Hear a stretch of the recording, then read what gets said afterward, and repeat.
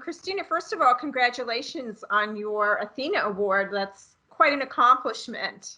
Thank you so much. It is such an honor. An honor And beyond belief. I'm gonna have to and live quite up a to it. Oh, I absolutely understand. So I wanted to just start out and dovetail on something that you said in your keynote, which, by the way, was fabulous. Thank You you. had mentioned that when you were in space, you had to switch off leadership roles. And Yes. so what I'm really curious about is, obviously you were there for a very long time. You're in very close quarters. Um, Certainly there must have been situations where conflict came up. Mm-hmm. And so I'd like to know in particular, what was one of the more difficult conversations that you had to have when you stepped into that leadership role? Definitely.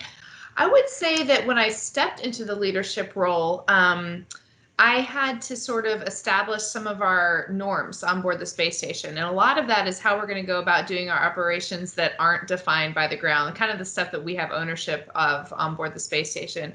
And some of that is even as simple as how we socialize with our different international colleagues, how we handle shared chores, if you will, and duties around station, how we handle who communicates with the ground in some of our discussions in our like daily planning conferences and things like that. Essentially, who holds the mic and who is our prime communicator, and other things on board the space station that we do for a variety of either safety reasons, kind of the cleanup steps in the end of the day, the startup steps in the morning, and so um, in some cases, people have an idea going into it of what they'd like to see for the setup of those things, and so kind of laying out what I saw as a vision for how those would be carried out, and incorporating all of the different ideas that people would bring to me. So people had ideas from how they did it on previous missions. There was how I had been doing it in my mission.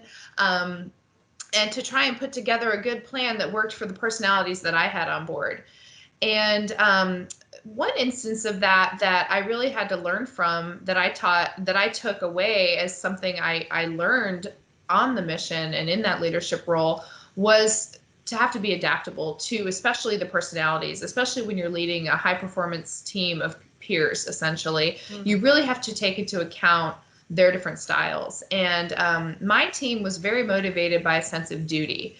Whereas in the past, some of the teams had appreciated having, for example, time off from some of those shared duties, at the expense of having more duties at once when they were on, if you will. The group that I worked with really wanted to share the duties kind of at all times. And so adapting how we did that to meet that need was kind of a big challenge, and it took a lot of talking through.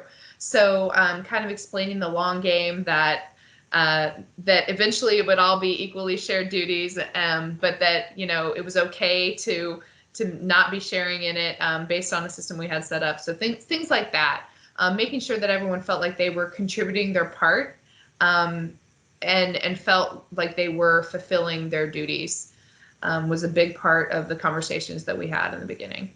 Well, I would imagine when you arrive and then you're assigned the leadership role. I Right. mean, is it like the planet Earth where you hear, well, that's not the way we do things here? Oh, Or, absolutely. okay, Yes, so that life happens in up space there too. doesn't change. Yes, that's right.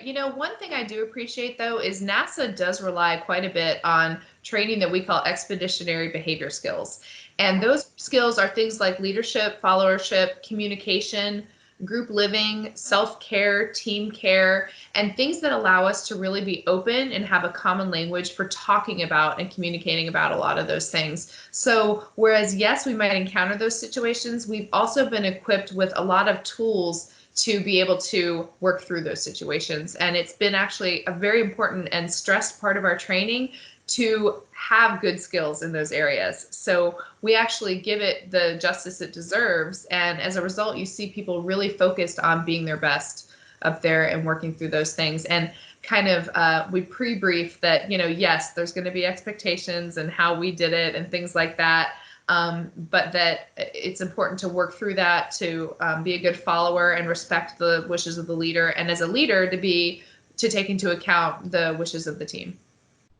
Sounds great. Well, some lessons that we can all learn. It really is. Everyone should go through NASA's expeditionary behavior skills. I'm going to look that up. Yes.